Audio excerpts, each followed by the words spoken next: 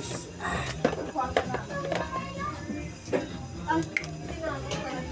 Hihimayin po natin ang pangyayari. No? Dahil ang gagawin natin, papatay muna natin yan.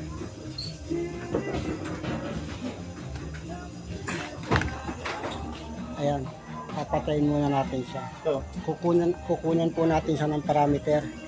Yung kanyang overload tsaka relay niya, dito, kukunan natin ng parameter.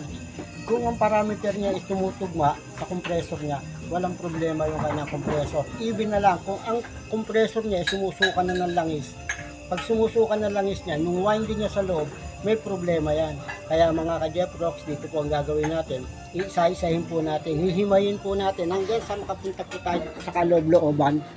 Dito po yung loob niya na ginawa na po ito ng mga kababayan natin technician na tinapalan po nila to ng ito po kung nakikita niyo yan. Pero okay naman po yung kinabit nila kasi hindi naman po nag-leak. Ngayon, ang naging problema siguro nito, malalaman po natin pagka bumigay na po yung kanyang compressor. Pag yung kanya pong compressor gaya ng sinabi ko po, pag sumusuko na po ng langis, kasi nakita niyo naman po yung filter niya, naglalangis na. Kasi lahat ng isinusukan nito, sinasala po nitong filter. At yung filter niya po, hindi na umiinit. Yan, dapat mainit yung filter niya. Init yan. Wala nang init. Ang lahat ng init yan, dito na napapapunta sa compressor. Kaya yung compressor, hindi na pumahawakan, sobra na init. Pero ganun pa man, hihimayin po rin natin kung yung parameter nitong overload at saka relay niya, yung common running starting niya, kung tumutugma sa parameter ng kanyang winding. Sige po, maraming salamat po. Isa-isahin po natin. Papatayin po muna natin. Salamat po. Ganun pala yun, kuya. Pinalitan pa naman niya yan. Ang sinira niya lang. Di ba ba pinalitan to ni ano, ni kuyang isa?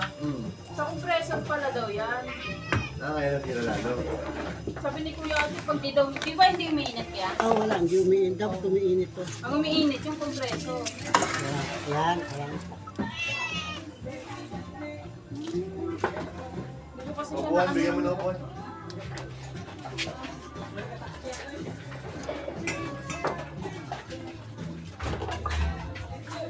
Salamat. Bukas pa rin tayo ngayon sa ating Pan siya, pinalitan niya, hindi pala yung problema.